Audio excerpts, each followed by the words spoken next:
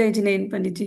जैसे अम, जो इसमें है कि तो जो तीसरा क्वेश्चन है कि वो जीव विपाकी नाम कर्म और वेदनीय कर्मों को घातिया कर्मों में क्यों नहीं लिया, जबकि हम देखते हैं कि जीव को सुख दुख का जो वेदन है उत्पन्न कराने में सक्षम है वह। और यह भी सुना है कि अंतराय कथनचित अघातिया हैं, तो इसको हम कैसे समझें? देखो, वेदनी कर्म और एक और कौन सा कर्म बोला आपने? नाम कर्म। जी। नाम कर्म की भी बहुत सारी प्रकृतियां जीव विपाकी हैं, और वेदनी कर्म भी जीव विपाकी है। अब मैं शॉर्ट एंड स्वीट हिंट कर देता हूँ ये क्या चीज है। आपका तो प्रश्न है, आपको पता है क्या होता है जीव विपाकी। बहुत लोग सोचेंगे क्या होता है, पता ही नहीं जीव विपाकी। कर्म की 148 प्रकृतियां हैं, 148। वैसे 168 भी होती हैं, जो वर्ण आदि की, स्पर्श रस गंध वर्ण की जो 20 हैं, वो शुभ रूप भी हैं अशुभ रूप भी हैं। तो ऐसी करके 168, 168 भी हो जाती हैं। तो इनमें चार वैरायटी की प्रकृतियां हैं। कुछ जीव विपाकी हैं, कुछ पुद्गल विपाकी हैं, कुछ क्षेत्र विपाकी हैं, कुछ भव विपाकी हैं। तो चार वैरायटी की हैं, माने जिनके उदय का सीधा संबंध है, जिन प्रकृतियों के उदय का सीधा संबंध जीव के परिणामों से ही है, बाहरी परिस्थितियों से नहीं। वे सारी प्रकृतियां जीव विपाकी हैं। जिन प्रकृतियों के उदय का सीधा संबंध पुद्गलों से ही है, पुद्गल माने शरीर से ही, जैसे काला रंग गोरा रंग जो भी है, वर्ण नाम कर्म का उदय है, तो वो सारा शरीर का आकार प्रकार, कहाँ नाक का नाक, ये सब बनना, ये सारी प्रकृतियां जिनका उदय का संबंध जीव के परिणाम से ना होकर शरीर आदि से ही है, पुद्गल से है, वे पुद्गल विपाकी हैं। जिनके उदय का सीधा संबंध है विग्रह गति, विग्रह गति में ही, जिसमें जिनका उदय आता हो, जिसका किसी का मरण होकर अगले भाव में जा रहा हो और रास्ते में ही उनका उदय आता हो और कहीं उदय में नहीं आता, वे कहलाती हैं क्षेत्र विपाकी। और जिनके उदय का सीधा संबंध है मनुष्य, तिर्यंच, देव, नरक, इन चार भवों से ही हो, तो वो भव विपाकी कहलाती है। वो आयु कर्म है चारों। तो अब आपका प्रश्न ये है कि वेदनी कर्म, इसमें तो वेदन होता है, तो जीव को ही हुआ। और दूसरा नाम कर्म भी ऐसी कुछ प्रकृतियां हैं जिनके उदय का संबंध, जैसे समझ लो यशस कीर्ति प्रकृति है, तो उसके उदय का सीधा संबंध जीव के परिणामों से ही है। और जैसे सुभग दुर्भग प्रकृतियां हैं, इनके उदय का सीधा संबंध जीव के परिणामों से ही है। क्यों? सुभग मतलब दिखने में तो भले ही वो कैसा हो, अच्छा हो बुरा हो, लेकिन खुद को ही वो ऐसा लगता है ना, कई बार ऐसा होता है मैं आज अच्छा दिख रहा हूं, सामने वाला जो कहे सो कहे, में कोई मतलब नहीं, हमें खुद ही फील हो मैं अच्छा दिख रहा हूं। तो खुद को फीलिंग में आए, इस सुभग नाम कर्म है। कई बार हम अच्छे भी होते हैं ना, तो अपने आप को ऐसा लगता है आज क्या पता क्यों अच्छे अच्छे नहीं दिख रहे आज। अच्छी तैयार भी हो जाए, कोई कहे अरे क्या स्मार्ट दिख रहे, काहे के स्मार्ट दिख रहे, अच्छा ही नहीं लगता अपन को, हमें खुद ही लगता है कि हम खराब दिख रहे। तो अच्छे दिखते हुए भी अच्छे हमें खुद को ही लगता है कि हम अच्छे नहीं दिख रहे, तो ये दुर्भग नाम कर्म का उदय है। तो ये नाम कर्म की कुछ प्रकृतियां जीव विपाकी हैं, और वेदनी कर्म भी जीव विपाकी है। तो आपका कहना है कि जब ये जीव विपाकी हैं, तो जीव विपाकी होने पर इनको घाती क्यों नहीं कहा, ऐसा ना? प्रश्न ही था ना? जी जी, हाँ कि बोलिए तनु जी। बोलिए यही एक, था। है ना? जी यही था पंडित तो जी। जब इनको घातीय क्यों नहीं कहा? देखो, घातीय प्रकृति तो वे कहलाती हैं जो जीव के अनुजीवी गुणों का घात करे। अनुजीवी मतलब, अनुजीवी वे गुण कहलाते हैं जो जीव की हर अवस्था में बने रहें। अनु माने साथ साथ, जीवी माने जीवित रहें।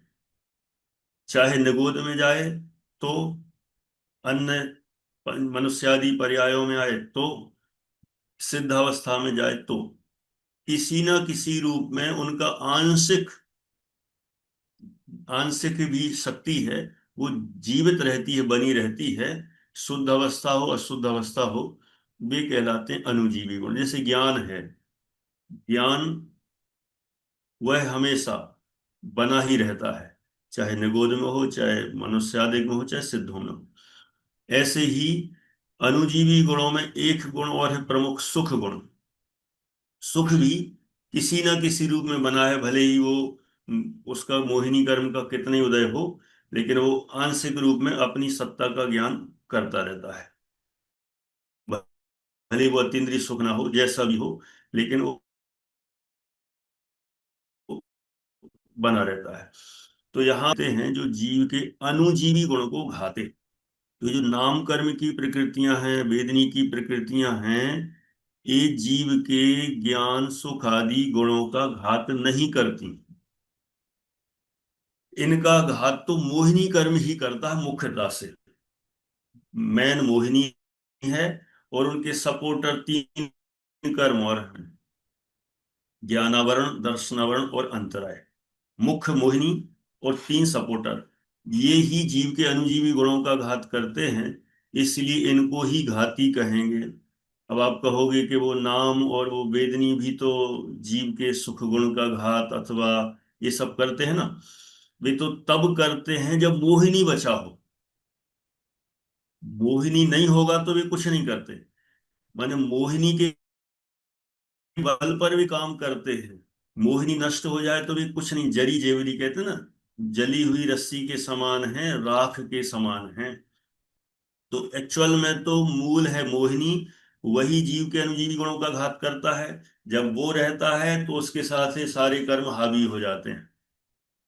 तो मूल में तो अनुजीवी गुणों का घात करने वाला घाती कर्म तो मेन तो एक है मोहिनी, और उसके सपोर्टर तीन और बरसात का विषय है। तो ये तीन और हैं, वे भी अपने ये मोहिनी कर्म के सपोर्ट में ही हैं। माने जीव के अनुजीवी गुणों का घात करते हैं, इसलिए उनको घाती कहा।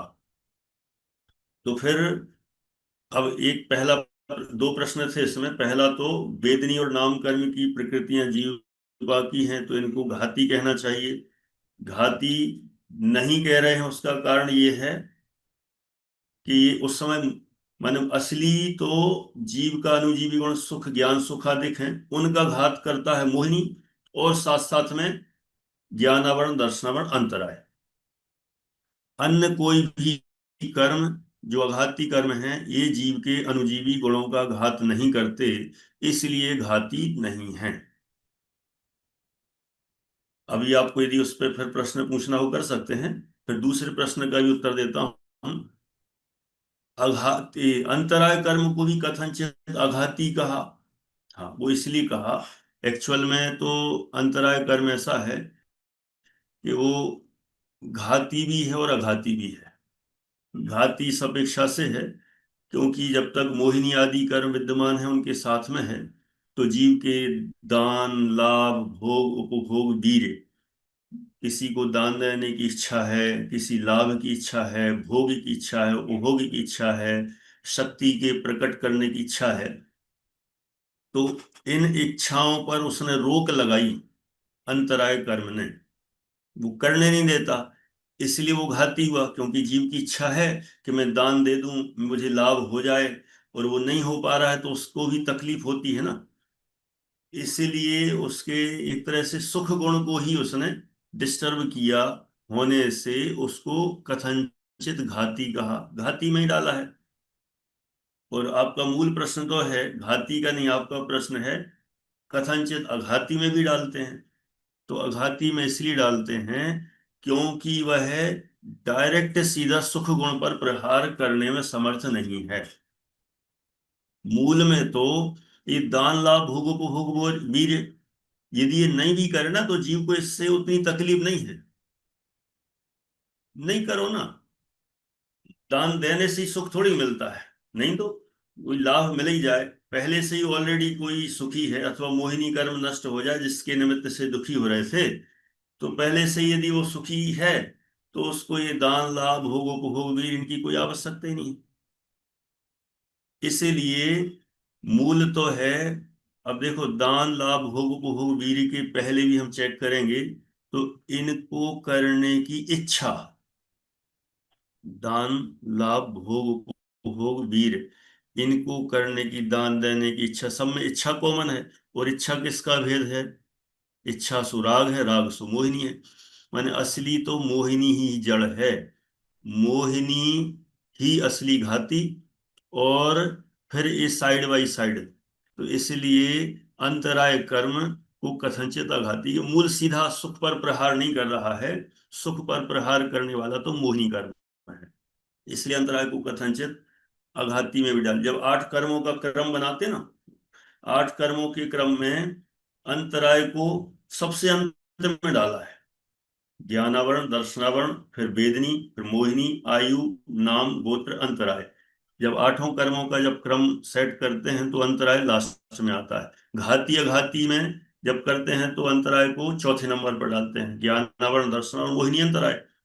और जब 8 कर्मों का क्रम लेते हैं तो सबसे अंत में आता है अंतराय। तो अंतराय को सबसे अंत में डाल दिया। उसके पीछे भी कारण है कि अंतराय माने वह वीर आदि गुण का घात करता है। तो वीर गुण सभी द्रव्यों में पाया जाता है, तो डिटेल ज्यादा है, इसीलिए वो अंतराय को सबसे अंत में भी डालना है। उसके पीछे एक ये भी कारण है।